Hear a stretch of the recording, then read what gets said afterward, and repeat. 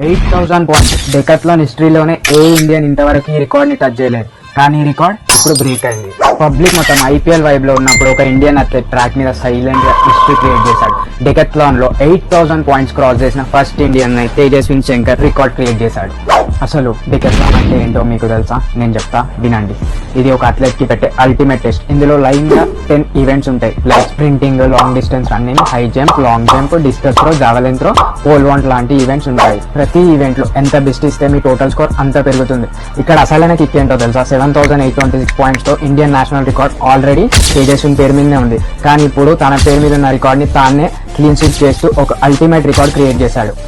ఇది ఇండియాలోనే కాదు, వరల్డ్ వైడ్ గా పెద్ద రికార్డ్. ఈ స్కోర్ తో తాను ఈ ఇయర్ 8,000 పాయింట్స్ క్రాస్ చేసిన 8 మంది అథ్లెట్స్ లో ఒకటిగా నిలిచాడు. దీంతో తాను కామన్వెల్త్ గేమ్స్ 2026 కి కూడా క్వాలిఫై అయిపోయాడు. నిజం చెప్పాలంటే ఇలాంటి అచీవ్మెంట్స్ కి ఇండియాలో ఇంకా బాగా రెస్పాన్స్ రావాలి. ఎందుకంటే ఇది కేవలం మెడల్ గెలవడం మాత్రమే కాదు, హిస్టరీని తిరగరాయడం. ఇలాంటి మరిన్ని ఇంట్రెస్టింగ్ స్పోర్ట్స్ కంటెంట్ కోసం ఫాలో చేయండి.